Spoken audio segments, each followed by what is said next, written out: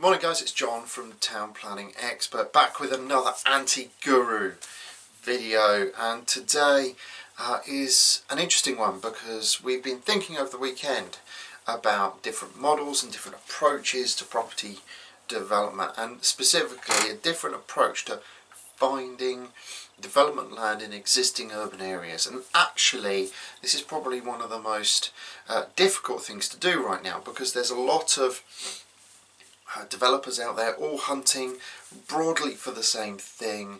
There are a lot of different models to approach, and so we've been given a good deal of thought about a very simple model that you can apply using nothing more than Google Earth, Google Maps or an OS Master Map.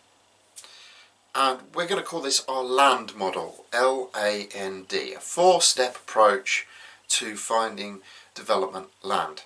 And importantly, finding development land in an existing urban area. Now, it's given some basis behind some of the stuff we as planners look for anyway, and feeds into our victory model, flag in the description and might appear up here somewhere.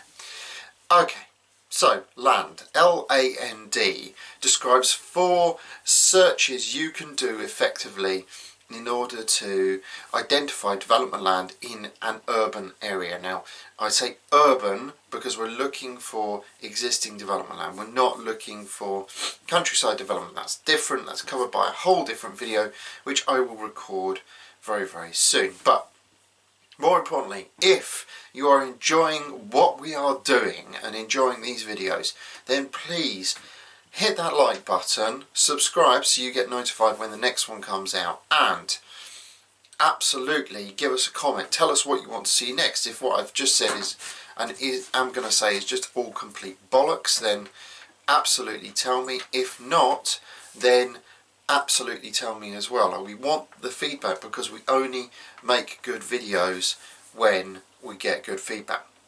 So, L.A.N.D then. L-A.N.D. The first letter of L.A.N.D is L, and that starts with the local plan. Now, the local plan is probably the most basic search you can do. It is the most up-to-date search you can do, and it is the basis behind every planning decision. Every planning decision is plan-led, which means that we have a local plan telling us what to do. Now, L, local plan, means that the local plan will have a map in it, the proposals map, which will show you where all the housing allocations are, where all the zoning is, so where the employment zones are, where all the commercial zones are, what should in theory tell you even where the conservation areas are, where all the green spaces. The point of this first check is to make sure you are verifying, V in victory, verifying that the application you're about to make can actually be approved. So L is for land and L is for local plan. Right, that's L out of the way. We then move on to A. A is assembly.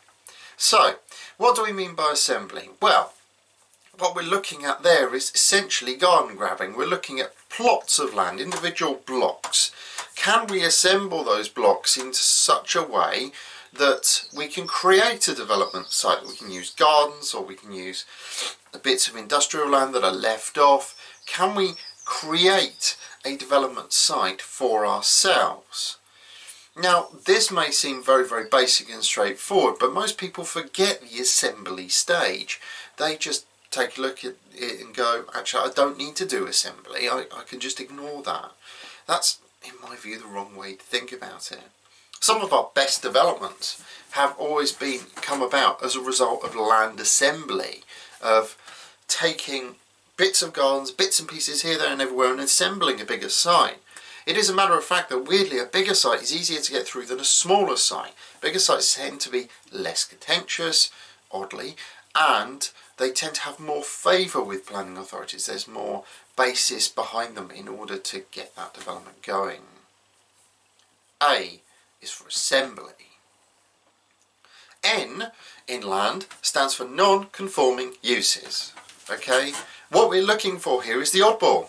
We're looking for the odd one out. We're looking for something that doesn't comply with character, or doesn't look right in the street, or is a factory unit, a derelict factory that's in the middle of a residential block. They're easy to spot on Google Street View. You can see them, they're there. The point with non-conforming uses is planning is a character-based assessment as well.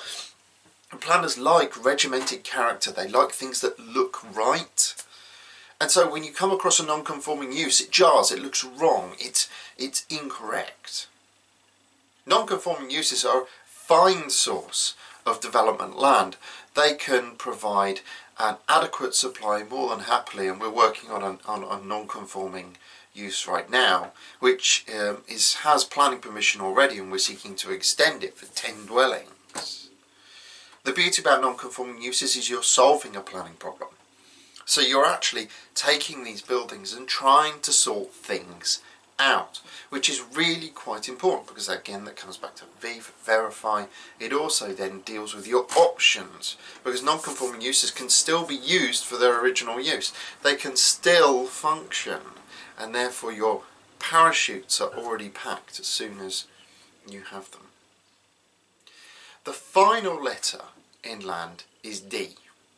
Now D is going to stand for development. Now development is a rather odd thing when we're looking for development land, but what I want you to look for here is development. I want you to look for sites that are being built right now. There are two reasons for doing that. Firstly, a site being built today means that it was approved 3 years ago or earlier. All planning applications across the country have a 3-year time limit on them. Now, ideally it was earlier. No one actually sits on a planning application for 3 years and then thinks, yes, I'm going to start now. That just doesn't happen. The other reason why we're going to look for development sites is then we're going to widen our search, we're going to broaden it, and then look for similar pieces of land around that development site. The reason why we're doing that is because of the principles of consistency in decision making, a whole raft of case law that requires a council to be consistent with itself. Some people call it precedent, we call it consistency. Now, the whole point behind this is that you know the outcome of that application, you know what happened, you can see the report, you can read it, you can go and have a look at the comparables, you can have a look at how much they're offering these properties up at, and then you can go and find a comparable site. You can go and find a similar site in the surrounding area that works with what you're trying to do. L-A-N-D, L.A.N.D. Very, very simple, very, very straightforward, 4-step approach there in order to find sites with a very easy word to go along with it, because we're looking for development land, so we may as well call our model L.A.N.D. Local plan, assembly, non-conforming uses, development sites. Okay? If you've liked this video, hit that like button. If you want to subscribe, please do. Buttons down below. A big red letters says subscribe on it. Hit that. You'll get notified the next time we do a video. I'm going to keep on producing content like this all the way through the COVID-19 crisis, and really, really enjoying doing so.